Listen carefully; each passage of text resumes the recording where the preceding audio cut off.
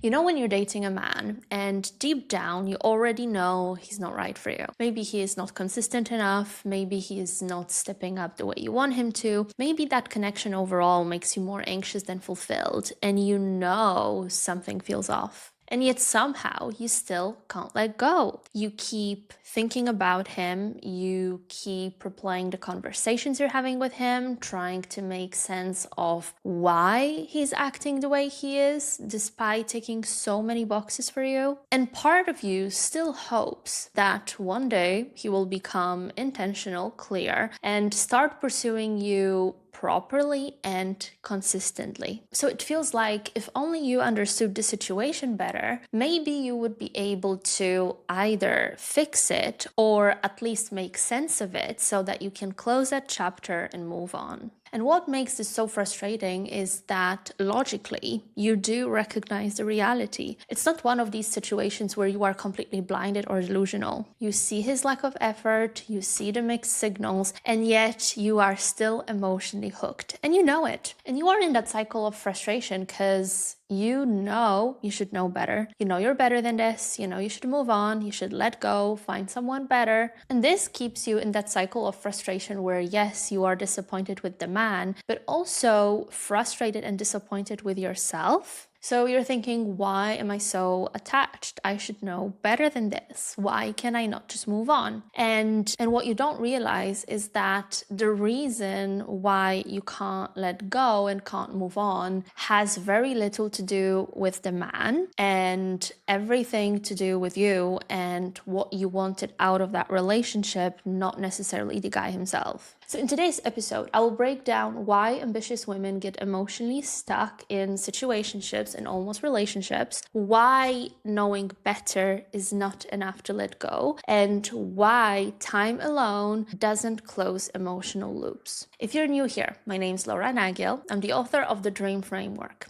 the first and only dating coaching program with the 6-month results guarantee. I have helped over 100 women find the one within weeks and months, and I would love for your story to be next. Let's get into it. Okay, so when you come to the realization that the man you're seeing is not for you, maybe you've even told your friends you're gonna end things with him, and yet somehow you can't bring yourself to do it. And you're not sure why, because you thought about it long and hard. You know the type of men that you're into are not that easy to come by, so you don't want to miss out on an opportunity, but you know, you feel it, you see it, your brain tells you, this guy, it's not going to work out with this guy. And yet you're still not doing anything about it. And you don't understand why. The very first thing we need to look at and differentiate is logical clarity and emotional attachment. Because yes, you see all the reasons why you guys don't work together, but you still feel the hope that came with that new connection. And when I say you struggling to let go of that man has often very little to do with him and everything to do with you,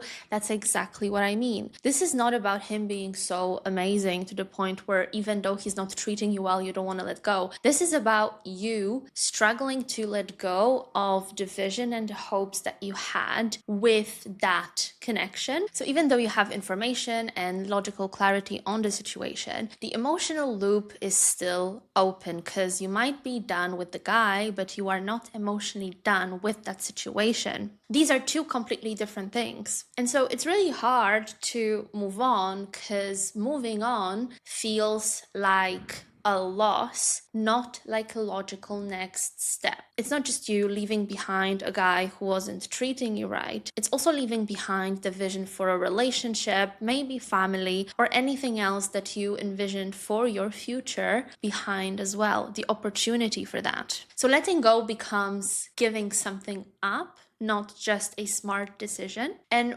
withdrawing emotionally requires a lot of self-awareness and strength because the logical part is unpleasant, but it's easy. You're smart enough to connect the dots. You see that what he does is different to what he says and different to what you want to build for yourself in the future. So the conclusion is easy. What's difficult is admitting to yourself that once again, it's not going to work out. It's admitting to yourself that you got your hopes up for nothing. It's admitting to yourself that you're hurt hurt and you're not sure, how many more times you can take disappointment in dating. It's admitting to yourself that you don't know if you're ever gonna meet someone who ticks all these boxes and treats you right. And if you're like, Laura, I'm self-aware enough, I know I feel these things, and yet I still can't let go. If you think that means you are not in that emotional loop I just described, ask yourself, why is it so much easier to let go of one guy when you meet someone else? It's because then you can transfer all of these hopes, all of your dreams, all of the vision onto someone else. And then all that's left is logic. You can transfer the emotions somewhere else, and then it's very easy to just act logically and be like, you know what, I have two options,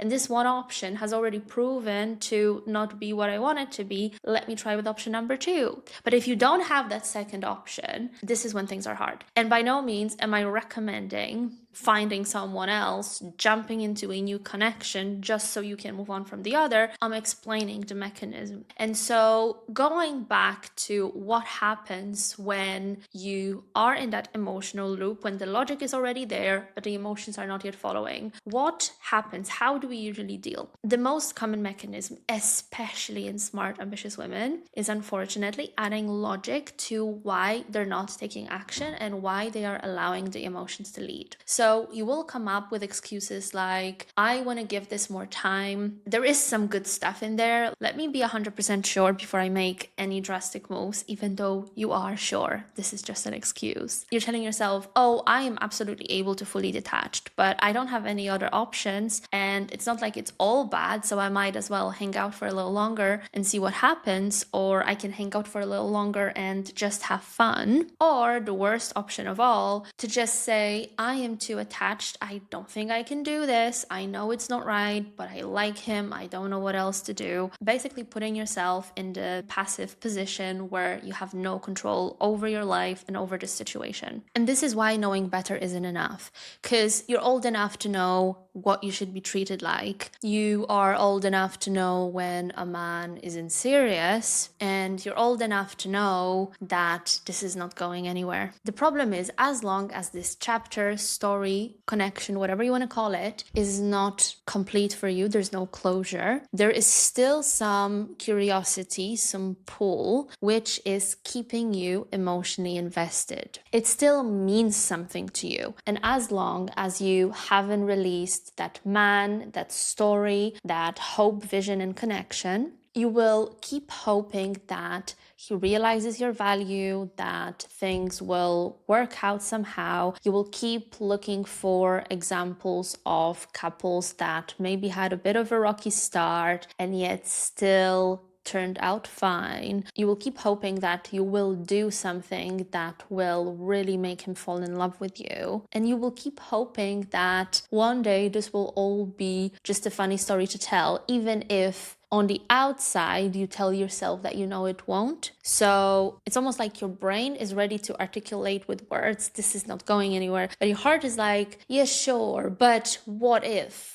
You know, there are these couples. I saw a film where the guy wasn't into her for the longest time, but then this one thing happened and everything changed and everything did a complete 180. And since you're watching or listening to this episode, you already know this is not going anywhere. So I don't have to tell you that. So let's focus on what you're hoping to get out of that connection still. Let's look at what unmet needs are keeping you in that emotional loop and what is required for you to truly let go and release that story completely, close that chapter. When you meet someone you really like and they like you too, this is a massive ego boost because you have proof that the way you've seen yourself, the standards you set for yourself, all of this is true and you really do deserve all the best. Now, when things get unstable, that confidence boost, that ego boost that you initially got is now on a very shaky ground. It's almost like now you're risking a serious hit to your ego because it's like that person got to know me and now they seem to be changing their mind about me. Is it something that has to do with me? Did I turn out not to be what they hoped to be? Have I disappointed them? Of course, we don't have that process consciously, but everything we do is aimed at self-preservation situation, either in the physical sense or in the sense of protecting our ego. So when someone we like is not treating us equally as good as we are treating them, it's very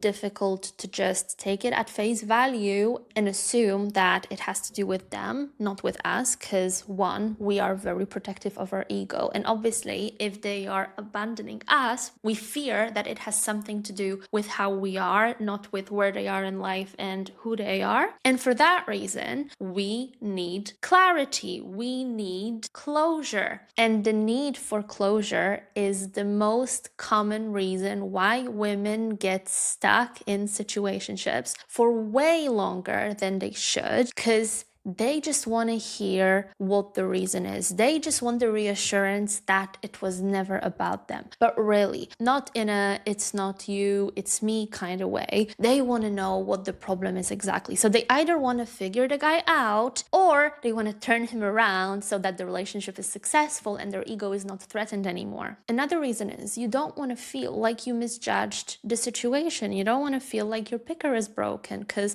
if that's another disappointment in a long streak of disappointments that you've had in dating, what does that say about you and how you approach dating and how well you do in it? If you're ambitious, if you're a perfectionist, this is something that is a real, again, threat to your ego. This is something that is a big piece of your identity. So you really want to know and understand what the heck are you doing wrong so that you can do it better next time and not feel like you're failing. And so you might engage in seemingly illogical activities, such as checking his socials to further understand his social context and his lifestyle and the way he lives and what he might be thinking. It will be imagining future conversations so that you can steer the relationship in the right way or get your closure. It might be replaying memories and past situations with the angle of analyzing what went wrong, what was the moment when he decided that you are not worth the effort, or what was the moment when you notice him start pull away, and try and pick apart that specific context to understand if he's seeing someone else, if it was something that you did. And with all of these things, the common theme is that you are leaving the doors open internally, because it's not you thinking to yourself, okay, how do I communicate that we're not a fit, and what do I do after that with my life, dating and otherwise. This is you still investing in it. This is you trying to understand him, trying to understand the situation, trying to understand yourself within the situation. All of this is still focused around him and that connection. This is not you moving on, even if you tell yourself that you are. And even if you told yourself, I am not going to message him first, I'm just going to see what happens. If he's not texting me, I'm not texting him. Maybe you're distancing yourself in that way. Don't indulge in these surface level micro actions that doesn't really change anything, but give you the feeling of you doing something. Because even if you don't talk to him or talk to him less, act cold. As long as you're giving him attention, you are investing emotionally, energetically. As long as he is in your headspace, you are fostering that attachment. So if you're telling yourself that, yes, you're moving on and you do any of the things I just mentioned, just know that you're not, and anyone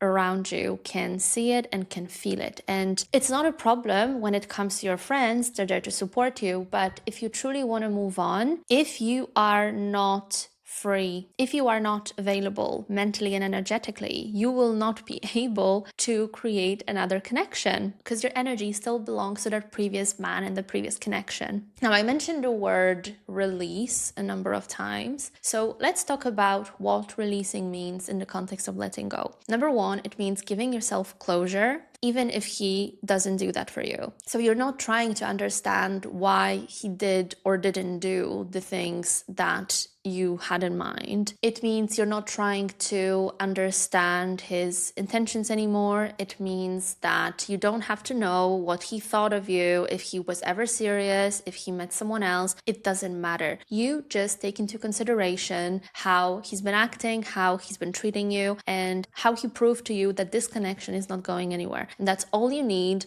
to make your decision that you need to cut your losses and move on. So you do that, and you don't need to hear anything from him in order to do so. Number 2 is you allow yourself to acknowledge that you feel rejected. You feel like he chose either someone else or he chose being single over being with you. And that stings. Whether that's true, that's another story. But again, because we are ego-driven creatures, these are the conclusions we are most likely to jump to. So allow yourself to feel rejected. Allow yourself to feel the pain. Allow yourself to grieve the loss of the hope you had for this connection to work out and everything else that the potential of this connection could have brought. And the third massive aspect of letting go is separating your decisions in the past from your identity. Because yes, you moving on from the situation feels recent, fresh, feels like the present, but the decisions that got you into this connection in the first place, they belong in the past. So I don't want you to see you being in this connection as a proof to you being a person who's not good at dating, to you being a person who is not good enough. I don't want you to see yourself as an incomplete woman that men never take seriously and never pursue for a long-term relationship. Letting go means acknowledging that in that case, yes, you made some suboptimal decisions, but you also learned from them, and giving yourself and acknowledging the courage it takes to admit that you made a mistake, that you misjudged something, that maybe you were not what that person was looking for, or maybe you just chose someone who wasn't ready to date. But either way, you are courageous enough to do something about it. And also, I want you to always remember that whatever mistake you make, as long as you reflect on it and learn from it, it's not a character flaw. Actually, it's data, it's feedback, it's something that makes you stronger, and it's something that you should wear as a badge of honor rather than a flaw you're trying to hide. And the moving on, the releasing is much easier to do when the connection is fairly short, but if you feel like you've stayed for too long, if you feel like you know you have to move on, but you also know you should have moved on months ago, please don't let the sunken cost fallacy keep you stuck in this even longer. It's better to have wasted 5 months than to have wasted a year. If you know it's not going anywhere and you know you knew this for a while, just take all this time you overstayed as the ultimate proof that the time to act is now. Don't take it as a reason and justification for why you're still trying to figure him out, for why you're trying to get closure, because that line of argumentation, I have spent so many months with him, I deserve to know, I deserve some sort of answer, it is not helpful. He might never give you the answer. You need to decide to be okay with ending this situation without a resolution. So to summarize, letting go is one tiny action that you need to perform with the man. It's just letting him know it's over. But before you are able to do it and stick to it, you actually need to look inwards, and you need to look at how this connection was influencing your identity, what threats ending things poses to your identity, to your self-image and self-concept. And only by working through these things, only then you'll be able to make a clean cut logically and emotionally. So it's down to you to make the decision, because as long as you're waiting, you are participating in this connection. And like I said at the beginning, time does not close emotional loops. You don't need more time. You need more understanding of what's happening within you, how it's affecting you. And once you've dealt with that, this is when things really change. Without drama, without emotional heaviness, and this is when you actually achieve the readiness to not just move on, to move on and date better. That's it for today's episode. If you know that someone close to you needs to hear this, show them love by sharing the episode with them. And if you found that episode helpful, make sure to subscribe wherever you are watching or listening to this, because I post every Sunday. I'll see you next week.